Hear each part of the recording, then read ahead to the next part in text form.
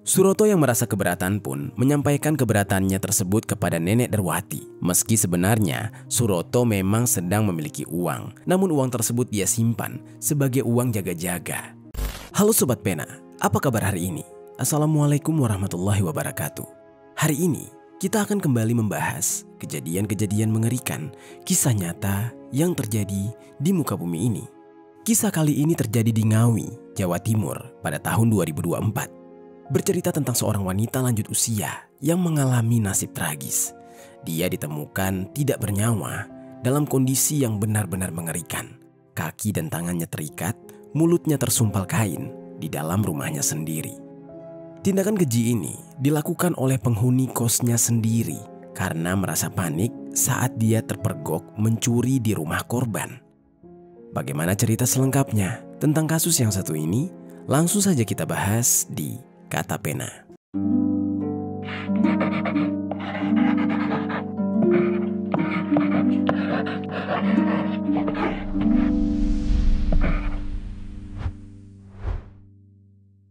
Kita mulai kabar yang pertama. Seorang perempuan pemilik rumah kos di Ngawi, Jawa Timur ditemukan dengan kondisi tangan di serta mulut di.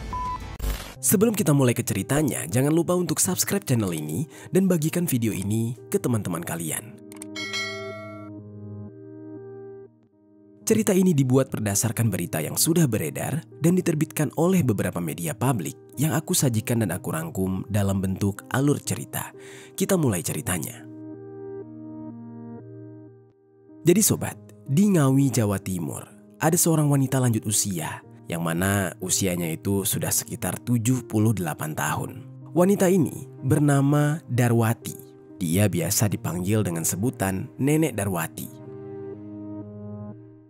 Di masa tuanya, Nenek Darwati ini memutuskan untuk tinggal sendirian di rumahnya yang berada di kawasan Desa Beran, Kecamatan Ngawi, Kabupaten Ngawi, Jawa Timur. Karena di saat itu kondisinya, suaminya sudah meninggal dunia dan kedua anaknya sudah tidak tinggal lagi bersama dia, melainkan sudah pindah ke Surabaya. Meskipun tinggal sendirian di usianya yang sudah sangat tua, Nenek Darwati tidak merasa keberatan. Malah dia masih sangat semangat untuk beraktivitas dan melanjutkan hidup. Nenek Darwati ini diketahui setiap hari berkeliling dengan menggunakan sepeda motornya, menjual beras. Itu adalah pekerjaan sampingan untuk dia bisa menyambung hidup. Selain itu, Nenek Darwati ini juga tinggal di sebuah rumah sambil mengelola usaha kos-kosan. Karena menurut dia, usaha kos dapat memberikan penghasilan tambahan tanpa harus bekerja keras secara fisik, apalagi mengingat usianya yang sudah senja. Kos milik Nenek Darwati ini memiliki total 4 kamar dan semua kamarnya terakhir kali sudah dihuni oleh para penyewa, di mana di bagian depan rumah terdapat 1 orang yang baru 2 minggu tinggal, sementara di bagian belakang terdapat 3 orang yang lain yang sudah cukup lama. Ada salah satu penghuni kosnya, yaitu seorang pria yang berusia 56 tahun yang bernama Suroto. Suroto ini merupakan penghuni kamar kos Nenek Darwati yang baru saja 2 minggu tinggal di sana. Suroto merupakan warga kecamatan Banguntapan, Kabupaten Bantul, Daerah Istimewa Yogyakarta. Diketahui, Suroto ini merupakan seorang pengangguran. Suroto yang baru saja datang selama 2 minggu di Kabupaten Ngawi. Dia berniat ingin mencari pekerjaan agar bisa memenuhi kebutuhan hidupnya. Suroto yang sudah mengetahui kemampuan dan kapasitas dirinya, di mana tubuhnya yang tegap dan gagah, sehingga dia sengaja mencari pekerjaan sebagai seorang security atau satpam. Suroto berusaha ke sana kemari di sekitaran wilayah Ngawi untuk mendapatkan pekerjaan di perusahaan-perusahaan yang mau mempekerjakan dia sebagai satpam atau security. Namun, sudah selama 2 minggu dia berada di sana, dia juga belum kunjung mendapatkan pekerjaan. Dan di tengah-tengah stresnya Suroto saat tengah mencari pekerjaan, Suroto malah didatangi oleh Nenek Darwati yang hendak menagih uang kos. Nenek Darwati di saat itu entah mengapa tiba-tiba membutuhkan uang. Dia berniat ingin sekali pergi ke Surabaya. entah karena ingin bertemu dengan anak-anaknya. Karena itulah, Nenek Darwati merasa membutuhkan uang lebih dan karena penghasilan tambahannya hanya berasal dari uang kos yang dibayarkan oleh para penghuni, sehingga dia berencana untuk menagih uang kos terlebih dahulu meskipun belum jatuh tempo tanggalnya. Dan semua itu dikarenakan dia sangat ingin ke Surabaya. Lalu tibalah pada suatu hari, datanglah Nenek Darwati kepada Suroto. Nenek Darwati di saat itu mengungkapkan niatnya yang ingin pergi ke Surabaya, sehingga dia meminta Suroto untuk membayar biaya bulanan kos terlebih dahulu meskipun belum jatuh tempo. Dan di saat itu Nenek Darwati menagih uang kos sebesar Rp400.000 kepada Suroto dengan berkata, "Uang kos tolong dibayar lunas duluan ya, karena uangnya mau dipakai buat ke Surabaya." Kurang lebih begitulah pinta Nenek Darwati kepada Suroto. Namun sobat, Suroto yang ditagih uang kos di saat itu merasa tidak terima sebenarnya, karena uang sewa kos tersebut seharusnya belum wajib dia bayar karena belum jatuh tempo. Namun Nenek Darwati sudah menagihnya. Sebenarnya Suroto sendiri ya tidak masalah dengan hal itu kalau dia memang sedang punya uang. Tapi masalahnya, Suroto di saat itu juga tengah berjuang mencari pekerjaan dan belum mendapatkan uang. Jika harus membayar uang sewa kos saat itu juga, maka itu akan sangat memberatkan. Sehingga Suroto benar-benar bingung. Suroto yang merasa keberatan pun menyampaikan keberatannya tersebut kepada Nenek Darwati. Meski sebenarnya Suroto memang sedang memiliki uang, namun uang tersebut dia simpan sebagai uang jaga-jaga. Jumlahnya juga sebenarnya cukup untuk membayar kos, yaitu Rp400.000. Jika uang terakhirnya tersebut dipakai untuk membayar sewa kos, maka Suroto akan benar-benar tidak punya sepeser pun uang lagi. Dan bagaimana bisa dia menyambung hidup jika tidak memegang uang? Apalagi Suroto juga belum mendapatkan pekerjaan. Namun di saat itu, Nenek Darwati yang terus mendesak dia untuk membayar uang kos membuat Suroto mau tidak mau harus rela melepaskan uang terakhirnya tersebut. Suroto di saat itu memberikan uang sebesar Rp300.000 kepada Nenek Darwati karena 100.000-nya dia mengatakan dia butuh untuk beli makan. Dan di saat itu sebenarnya Nenek Darwati tidak masalah, tapi karena dia memang sedang membutuhkan uang, jadi dia tetap menagih 100.000-nya lagi. Dan Nenek Darwati meminta Suroto untuk segera membayar 100.000 lagi tersebut. Hingga pada akhirnya uang yang tadinya tersisa 100.000 akhirnya hanya tersisa 40.000 karena sudah dipakai oleh Suroto untuk membeli makan.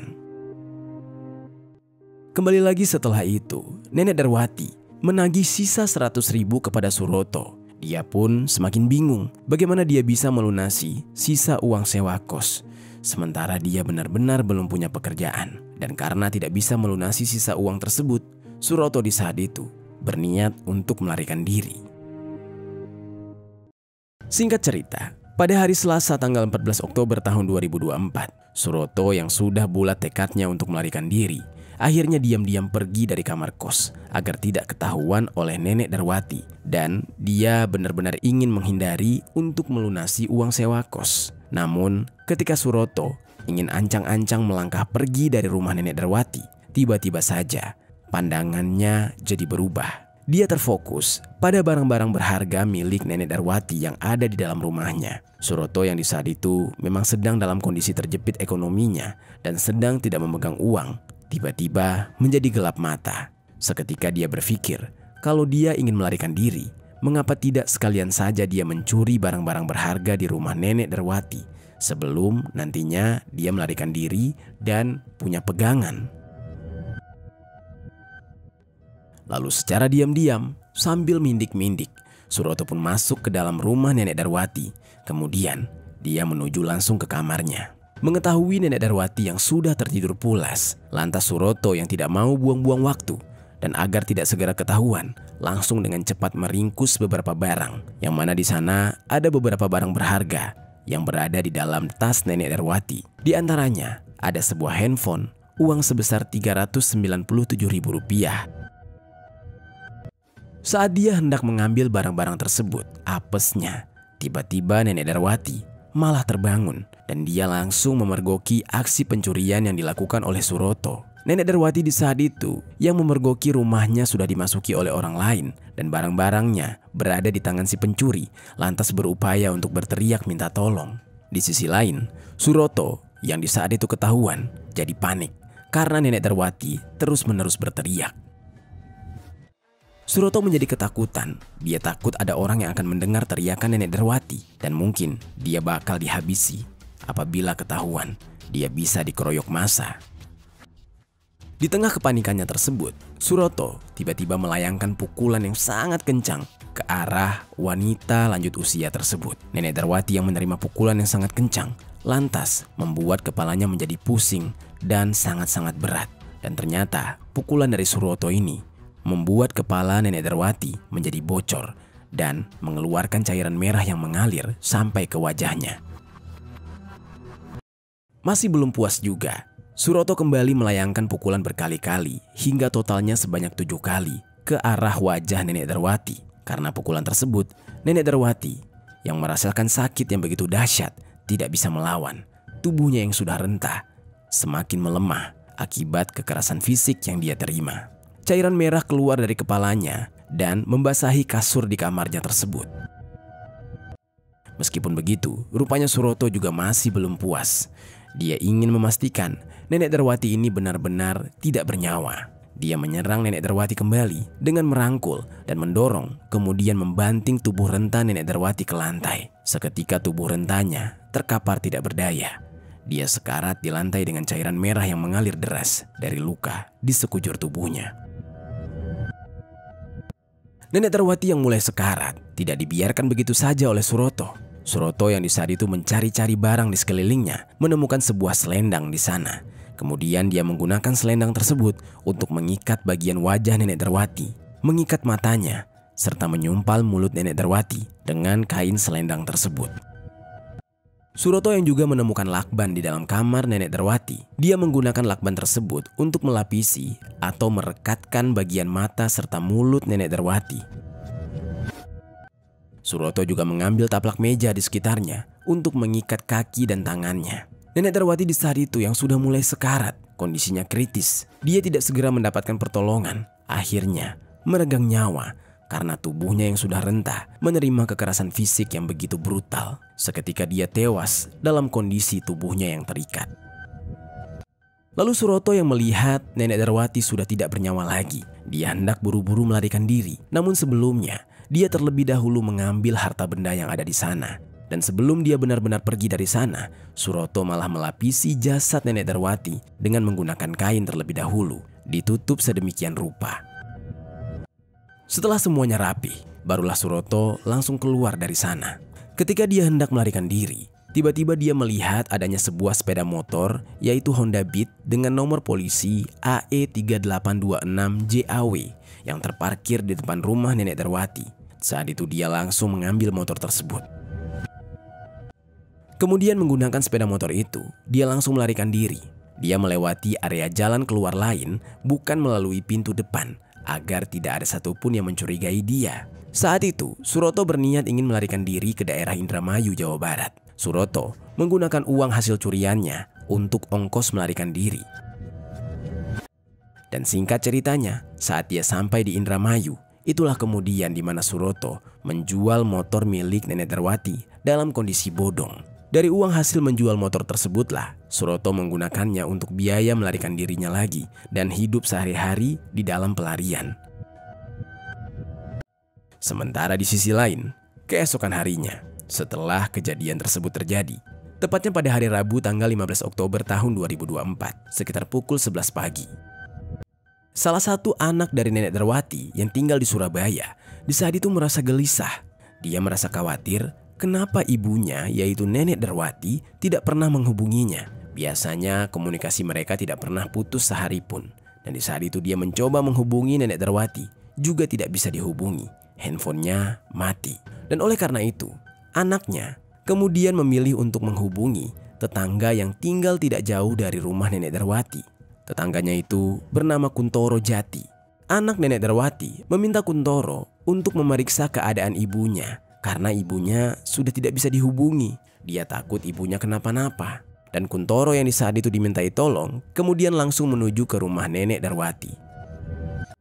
Saat dia tiba di rumah tersebut, dia mencoba untuk memeriksa dan dia lihat dari kejauhan ternyata sepeda motor milik Nenek Darwati tidak ada di sana. Dan Kuntoro di saat itu merasa penasaran. Dia lantas mencoba untuk mengetuk pintu dan memanggil-manggil Nenek Darwati. Namun tidak ada jawaban. Saat dia mencoba untuk membuka pintu depan, ternyata pintunya terkunci dari dalam sehingga tidak bisa dibuka. Dan Kuntoro pun yang merasa curiga dan dia khawatir sudah terjadi sesuatu dengan Nenek Darwati. Dia pun kemudian mencoba untuk mengintip dari balik jendela.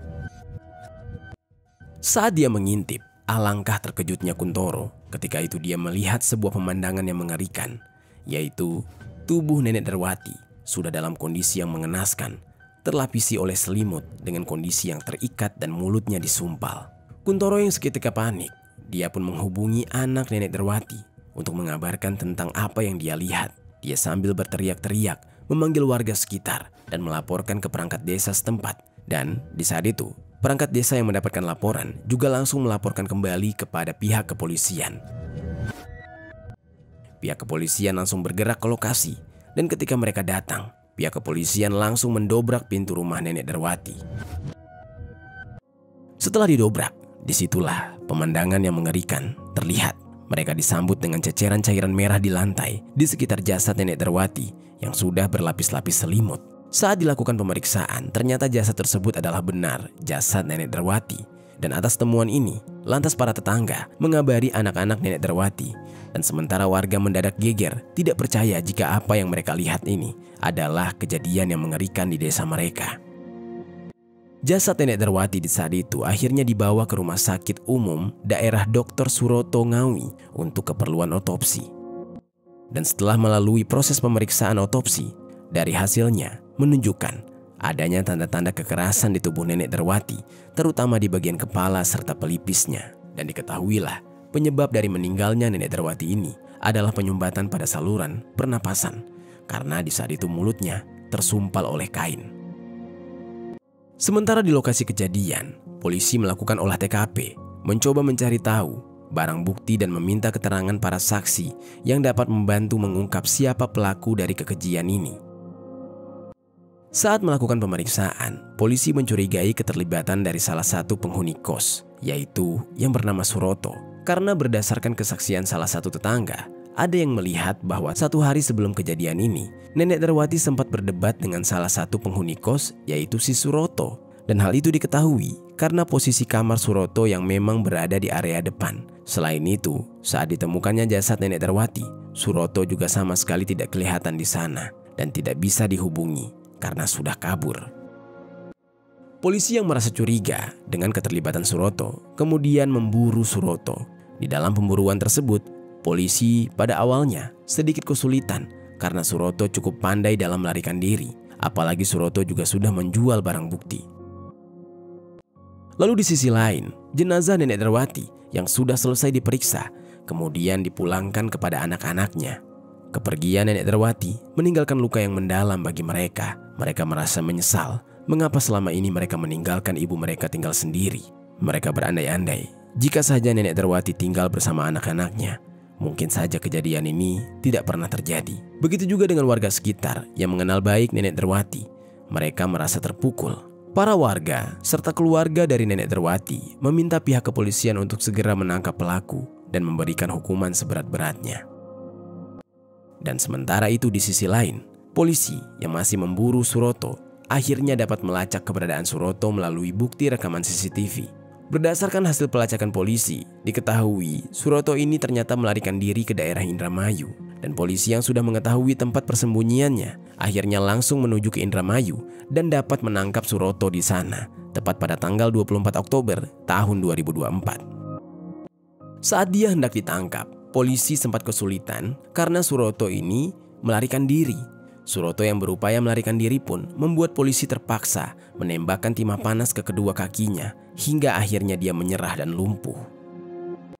Bersamaan dengan diamankannya Suroto, polisi menyita beberapa barang bukti berupa 1 buah selendang atau jilbab dan 1 buah taplak meja dan 1 lakban serta pakaian milik Nenek Darwati maupun milik Suroto. Suroto yang sudah diamankan kemudian dimintai keterangan. Kepada pihak kepolisian, Suroto mengaku jika dia tidak bermaksud sampai melakukan tindakan keji tersebut kepada Nenek Darwati. Dia pada awalnya terpaksa melakukan hal ini karena merasa panik setelah dia ketahuan sedang mencuri di rumah Nenek Darwati. Suroto yang merasa benar-benar menyesal dengan tindakan kejinya, di saat itu berkali-kali memperlihatkan wajahnya yang begitu sedih membayangkan apa yang sudah dia lakukan. Meskipun begitu, penyesalan tinggallah sebuah penyesalan karena Nenek Darwati sudah tewas dan Suroto harus mempertanggungjawabkan perbuatannya. Akibat dari perbuatannya ini, Suroto pun dijerat dengan pasal 365 ayat 1 tentang pencurian disertai dengan kekerasan dengan ancaman kurungan maksimal 15 tahun penjara. Dan sobat, dari penangkapan dan pemeriksaan terhadap Suroto, diketahui dari kartu identitasnya, ternyata Suroto ini merupakan seorang pensiunan TNI. Namun, mengenai kebenaran identitasnya tersebut tidak dijelaskan secara detail apakah itu valid atau itu hanyalah sebuah KTP palsu. Namun yang jelas, selain hal itu tadi, terungkap juga bahwa ternyata Suroto ini terlibat dalam puluhan kasus penggelapan mobil rental di Yogyakarta. Namun hingga saat ini, dia belum pernah diproses secara hukum. Begitu ironi kejadian ini. Demi memuaskan keinginan untuk memiliki uang secara instan, sampai tega menghalalkan segala cara, termasuk menghabisi nyawa seseorang. Itu dia sobat, kisah dari Nenek Darwati yang dihabisi nyawanya oleh penghuni kosnya sendiri yang bernama Suroto karena ketahuan mencuri. Apa pelajaran yang bisa kita ambil dari kisah ini?